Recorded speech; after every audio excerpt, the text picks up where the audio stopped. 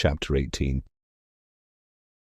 Till Elizabeth entered the drawing-room at Netherfield, and looked in vain for Mr. Wickham among the cluster of red coats there assembled, a doubt of his being present had never occurred to her.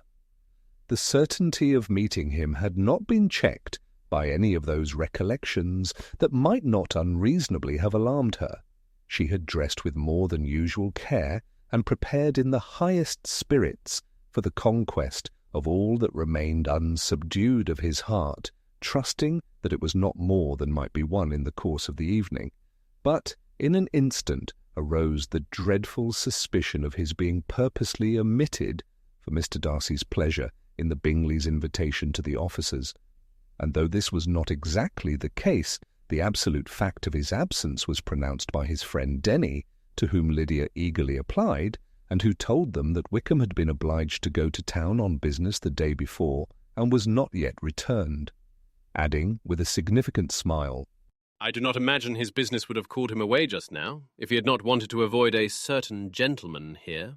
This part of his intelligence, though unheard by Lydia, was caught by Elizabeth, and, as it assured her that Darcy was not less answerable for Wickham's absence than if her first surmise had been just, every feeling of displeasure against the former was so sharpened by immediate disappointment that she could hardly reply with tolerable civility to the polite inquiries which he directly afterwards approached to make. Attendance, forbearance, patience with Darcy was injury to Wickham. She was resolved against any sort of conversation with him, and turned away with a degree of ill-humour which she could not wholly surmount, even in speaking to Mr. Bingley, whose blind partiality provoked her. But Elizabeth was not formed for ill-humour, and though every prospect of her own was destroyed for the evening, it could not dwell long on her spirits, and having told all her griefs to Charlotte Lucas, whom she had not seen for a week, she was soon able to make a voluntary transition to the oddities of her cousin, and to point him out to her particular notice. The first two dances, however, brought a return of distress. They were dances of mortification. Mr. Collins, awkward and solemn, apologizing instead of attending, and often moving wrong without being aware of it, gave her all the shame and misery which a disagreeable partner for a couple of dances can give. The moment of her release from him was ecstasy. She danced next with an officer, and had the refreshment of talking of Wickham, and of hearing that he was universally liked. When those dances were over, she returned to Charlotte Lucas, and was in conversation with her when she found herself suddenly addressed by Mr. Darcy, who took her so much by surprise in his application for her hand, that, without knowing what she did, she accepted him. He walked away again immediately, and she was left to fret over her own want of presence of mind. Charlotte tried to console her. "I dare say you will find him very agreeable." "Heaven forbid! That would be the greatest misfortune of all, to find a man agreeable whom one is determined to hate. Do not wish me such an evil." When the dancing recommenced, however, and Darcy approached to claim her hand, Charlotte could not help cautioning her in a whisper not to be a simpleton, and allow her fancy for Wickham to make her appear unpleasant in the eyes of a man 10 times his consequence. Elizabeth made no answer, and took her place in the set, amazed at the dignity to which she was arrived in being allowed to stand opposite to Mr. Darcy, and reading in her neighbours' looks their equal amazement in beholding it. They stood for some time without speaking a word, and she began to imagine that their silence was to last through the 2 dances, and at first was resolved not to break it, till suddenly fancying that it would be the greater punishment to her partner to oblige him to talk, she made some slight observation on the dance. He replied, and was again silent. After a pause of some minutes, she addressed him a second time with, "It is your turn to say something now, Mr. Darcy. I talked about the dance, and you ought to make some sort of remark on the size of the room or the number of couples." He smiled, and assured her that whatever she wished him to say should be said. "Very well. that reply will do for the present. Perhaps by and by I may observe that private balls are much pleasanter than public ones, but now we may be silent. Do you talk by rule, then, while you are dancing? Sometimes one must speak a little, you know. It would look odd to be entirely silent for half an hour together, and yet for the advantage of some, conversation ought to be so arranged as that they may have the trouble of saying as little as possible. Are you consulting your own feelings in the present case, or do you imagine that you are gratifying mine? Both. replied Elizabeth archly. For I have always seen a great similarity in the turn of our minds. We are each of an unsocial, taciturn disposition, unwilling to speak, unless we expect to say something that will amaze the whole room, and be handed down to posterity with all the eclat of a proverb. This is no very striking resemblance of your own character, I'm sure, said he. How near it may be to mine, I cannot pretend to say. You think it a faithful portrait, undoubtedly. I must not decide on my own performance. He made no answer, and they were again silent till they had gone down the dance, when he asked her if she and her sisters did not very often walk to Meryton. She answered in the affirmative, and, unable to resist the temptation, added, When you met us there the other day, we had just been forming a new acquaintance. The effect was immediate. A deeper shade of hauteur overspread his features, but he said not a word, and Elizabeth, though blaming herself for her own weakness, could not go on. At length Darcy spoke, and in a constrained manner said, Mr. Wickham is blessed with such happy manners as may ensure his making friends. Whether he may be equally capable of retaining them is less certain. He has been so unlucky as to lose your friendship, replied Elizabeth with emphasis. And in a manner which he is likely to suffer from all his life. Darcy made no answer, and seemed desirous of changing the subject. At that moment Sir William Lucas appeared close to them, meaning to pass through the set to the other side of the room, but on perceiving Mr. Darcy, he stopped with a bow of superior courtesy to compliment him on his dancing and his partner. I have been most highly gratified indeed, my dear sir. Such very superior dancing is not often seen. It is evident that you belong to the first circles.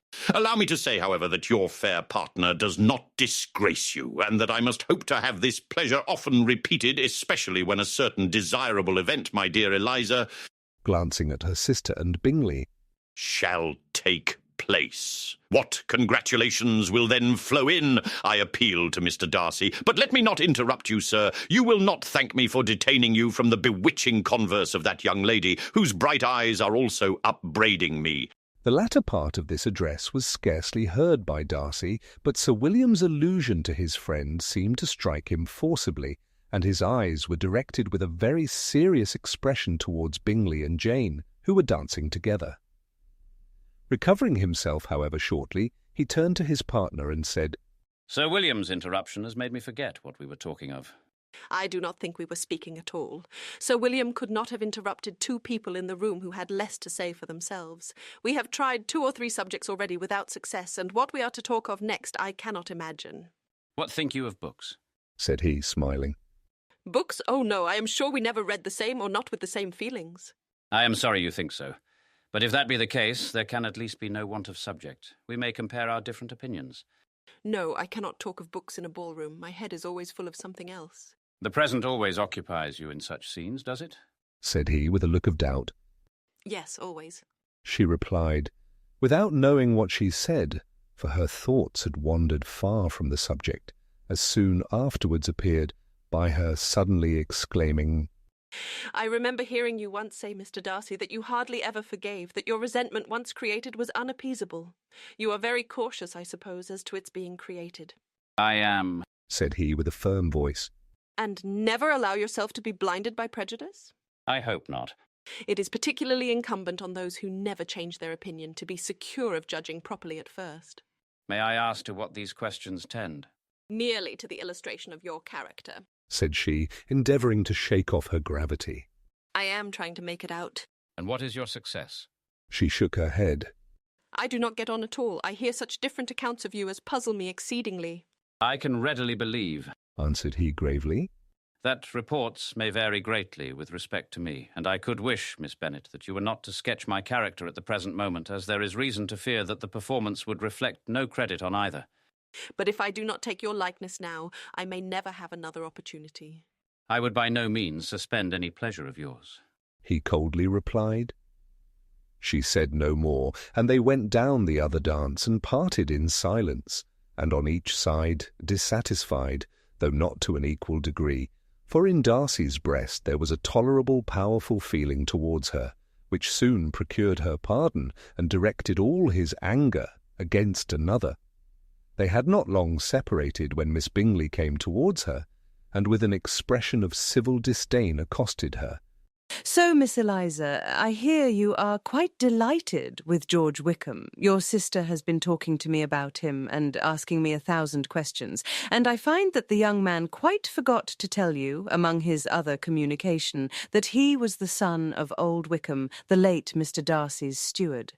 Let me recommend you, however, as a friend, not to give implicit confidence to all his assertions, for as to Mr. Darcy's using him ill, it is perfectly false, for on the contrary, he has always been remarkably kind to him, though George Wickham has treated Mr. Darcy in a most infamous manner. I do not know the particulars, but I know very well that Mr. Darcy is not in the least to blame, that he cannot bear to hear George Wickham mentioned, and that, though my brother thought that he could not well avoid including him in his invitation to the officers, he was excessively glad to find that he had taken himself out of the way. His coming into the country at all is a most insolent thing indeed, and I wonder how he could presume to do it. I pity you, Miss Eliza, for this discovery of your favourite's guilt, but really, considering his descent, one could not expect much better."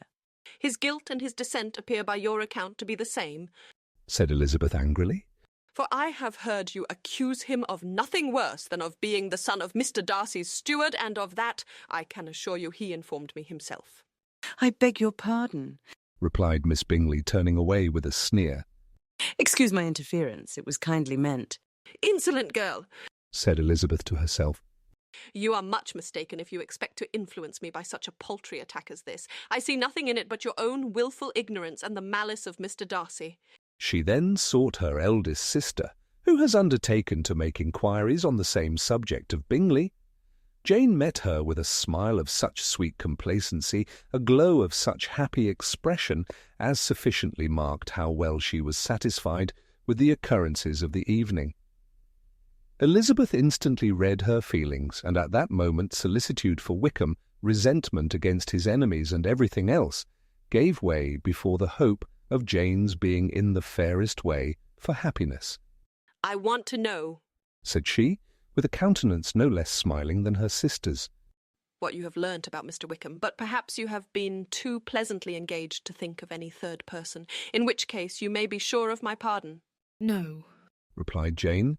I have not forgotten him, but I have nothing satisfactory to tell you. Mr. Bingley does not know the whole of his history and is quite ignorant of the circumstances which have principally offended Mr. Darcy. But he will vouch for the good conduct, the probity and honour of his friend, and is perfectly convinced that Mr. Wickham has deserved much less attention from Mr. Darcy than he has received. And I am sorry to say, by his account as well as his sister's, Mr. Wickham is by no means a respectable young man. I am afraid he has been very imprudent and has deserved to lose Mr. Darcy's regard.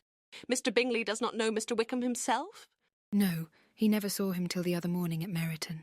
This account, then, is what he has received from Mr. Darcy. I am satisfied. But what does he say of the living? He does not exactly recollect the circumstances, though he has heard them from Mr. Darcy more than once, but he believes that it was left to him conditionally only. I have not a doubt of Mr. Bingley's sincerity, said Elizabeth warmly.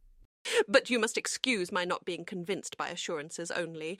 Mr. Bingley's defence of his friend was a very able one, I dare say, but since he is unacquainted with several parts of the story and has learnt the rest from that friend himself, I shall venture to still think of both gentlemen as I did before.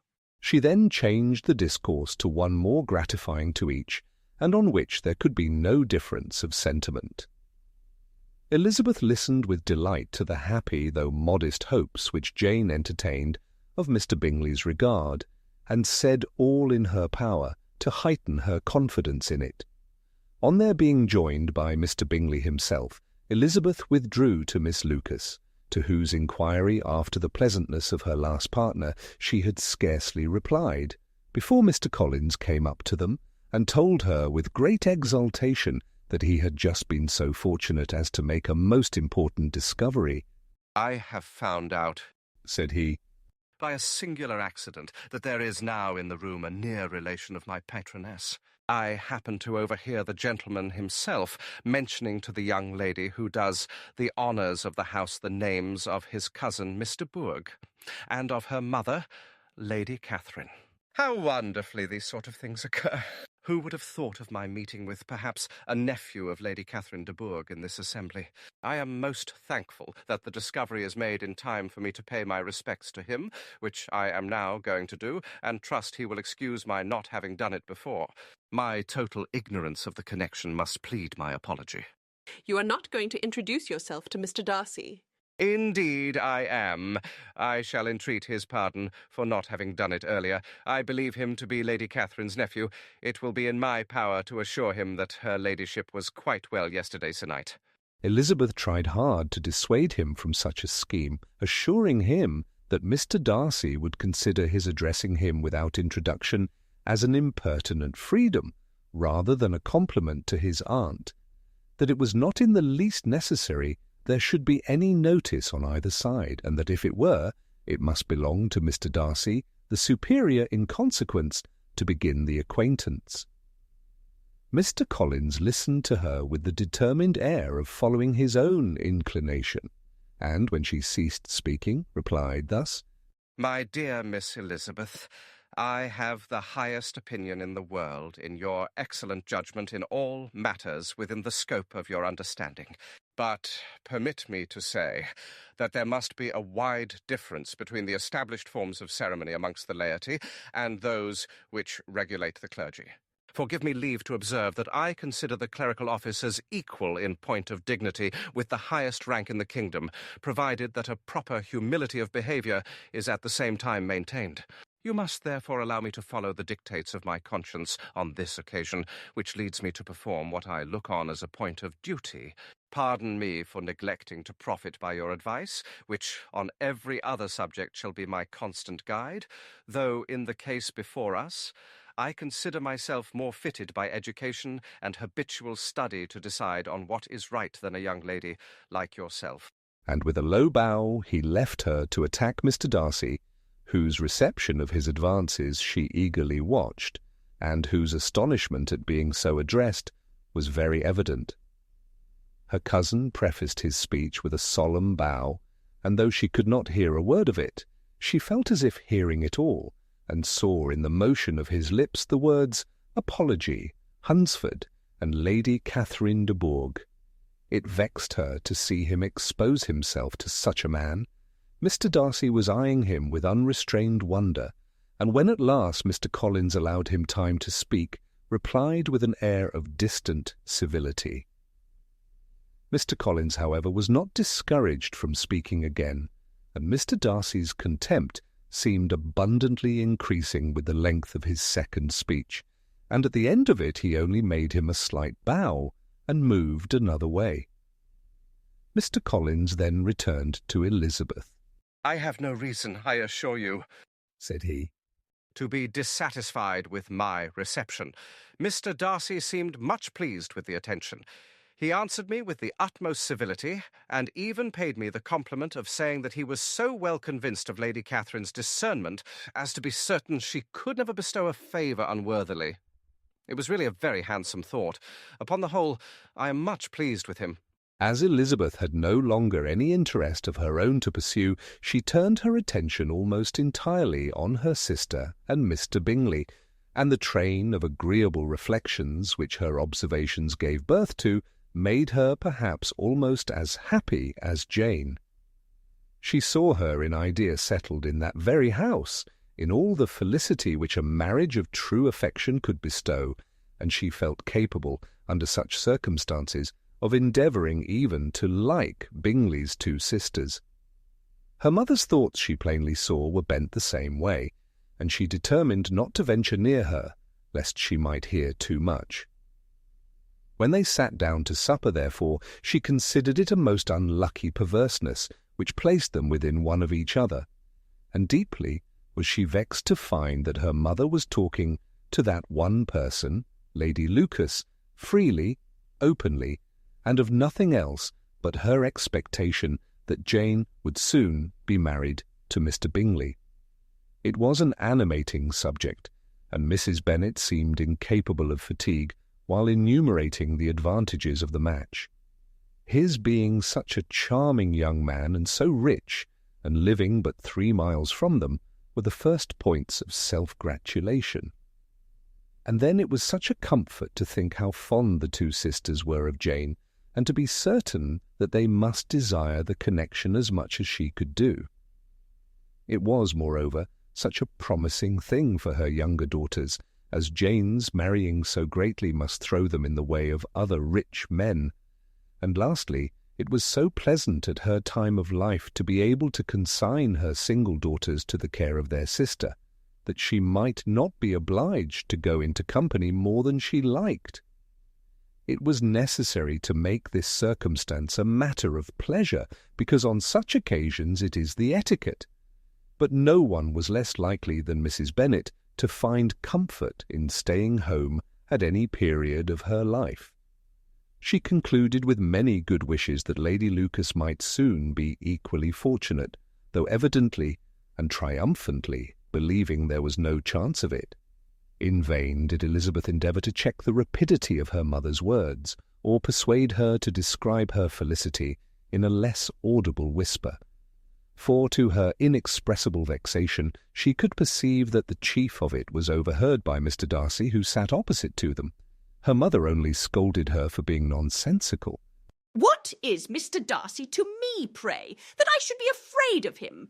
I am sure we owe him no such particular civility as to be obliged to say nothing he may not like to hear." For heaven's sake, madam, speak lower. What advantage can it be for you to offend Mr. Darcy? You will never recommend yourself to his friend by so doing. Nothing that she could say, however, had any influence. Her mother would talk of her views in the same intelligible tone. Elizabeth blushed, and blushed again with shame and vexation. She could not help frequently glancing her eye at Mr. Darcy, though every glance convinced her of what she dreaded, for though he was not always looking at her mother, she was convinced that his attention was invariably fixed by her. The expression of his face changed gradually from indignant contempt to a composed and steady gravity. At length, however, Mrs. Bennet had no more to say, and Lady Lucas, who had been long yawning at the repetition of delights which she saw no likelihood of sharing, was left to the comforts of cold ham and chicken. Elizabeth now began to revive, but not long was the interval of tranquillity, for when supper was over, singing was talked of, and she had the mortification of seeing Mary, after very little entreaty, preparing to oblige the company. By many significant looks and silent entreaties did she endeavour to prevent such a proof of complaisance, but in vain. Mary would not understand them. Such an opportunity of exhibiting was delightful to her, and she began her song. Elizabeth's eyes were fixed on her with most painful sensations, and she watched her progress through the several stanzas with an impatience which was very ill rewarded at their close. For Mary, on receiving, amongst the thanks of the table, the hint of a hope that she might be prevailed on to favour them again, after the pause of half a minute, began another. Mary's powers were by no means fitted for such a display. Her voice was weak, and her manner affected. Elizabeth was in agonies. She looked at Jane to see how she bore it, but Jane was very composedly talking to Bingley. She looked at his 2 sisters and saw them making signs of derision at each other, and at Darcy, who continued, however, imperturbably grave. She looked at her father to entreat his interference, lest Mary should be singing all night. He took the hint, and when Mary had finished her second song, said aloud, "That will do extremely well, child. You have delighted us long enough. Let the other young ladies have time to exhibit." Mary, though pretending not to hear, was somewhat disconcerted, and Elizabeth, sorry for her, and sorry for her father's speech, was afraid her anxiety had done no good.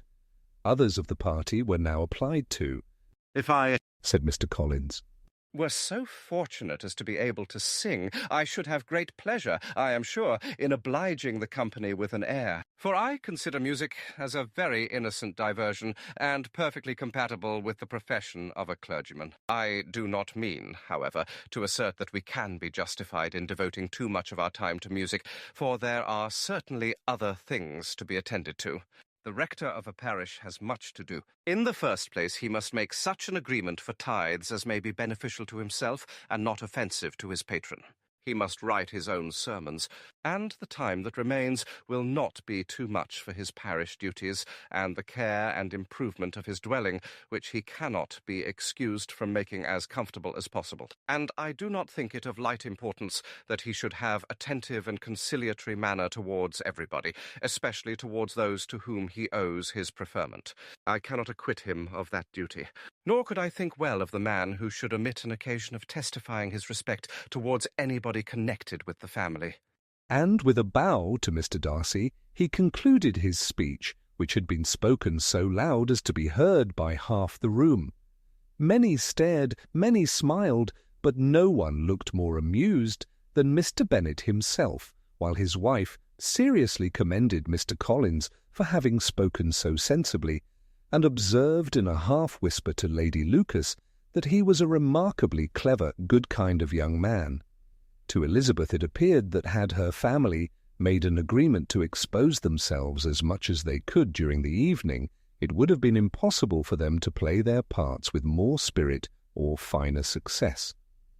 And happy did she think it for Bingley and her sister that some of the exhibition had escaped his notice, and that his feelings were not of a sort to be much distressed by the folly which he must have witnessed. That his two sisters and Mr. Darcy, however, should have such an opportunity of ridiculing her relations was bad enough, and she could not determine whether the silent contempt of the gentlemen or the insolent smiles of the ladies were more intolerable. The rest of the evening brought her little amusement. She was teased by Mr. Collins, who continued most perseveringly by her side, and though he could not prevail on her to dance with him again, put it out of her power to dance with others. In vain did she entreat him to stand up with somebody else and offer to introduce him to any young lady in the room. He assured her that as to dancing he was perfectly indifferent to it, that his chief object was by delicate attentions to recommend himself to her, and that he should therefore make a point of remaining close to her the whole evening. There was no arguing upon such a project. She owed her greatest relief to her friend Miss Lucas, who often joined them, and good-naturedly engaged Mr. Collins's conversation to herself.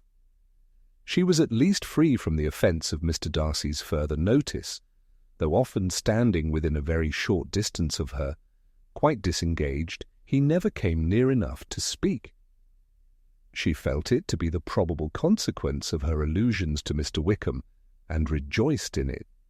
The Longbourn party were the last of all the company to depart, and, by a manoeuvre of Mrs. Bennet, had to wait for their carriage a quarter of an hour after everybody else was gone, which gave them time to see how heartily they were wished away by some of the family. Mrs. Hurst and her sister scarcely opened their mouths except to complain of fatigue, and were evidently impatient to have the house to themselves. They repulsed every attempt of Mrs. Bennet at conversation, and by so doing threw a languor over the whole party, which was very little relieved by the long speeches of Mr. Collins, who was complimenting Mr. Bingley and his sisters on the elegance of their entertainment, and the hospitality and politeness which had marked their behaviour to their guests. Darcy said nothing at all. Mr. Bennet, in equal silence, was enjoying the scene. Mr. Bingley and Jane were standing together, a little detached from the rest, and talked only to each other. Elizabeth preserved as steady a silence as either Mrs. Hurst or Miss Bingley, and even Lydia was too much fatigued to utter more than the occasional exclamation of "Lord, how tired I am!" accompanied by a violent yawn. When at length they arose to take leave, Mrs. Bennet was most pressingly civil in her hope of seeing the whole family soon at Longbourn, and addressed herself especially to Mr. Bingley to assure him how happy he would make them by eating a family dinner with them at any time without the ceremony of a formal invitation. Bingley was all grateful pleasure, and he readily engaged for taking the earliest opportunity of waiting on her, after his return from London, whither he was obliged to go the next day for a short time. Mrs. Bennet was perfectly satisfied, and quitted the house under the delightful persuasion that, allowing for the necessary preparations of settlements, new carriages, and wedding clothes, she should undoubtedly see her daughter settled at Netherfield in the course of 3 or 4 months.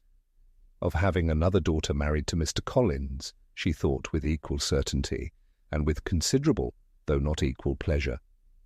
Elizabeth was the least dear to her of all her children, and though the man and the match were quite good enough for her, the worth of each was eclipsed by Mr. Bingley and Netherfield.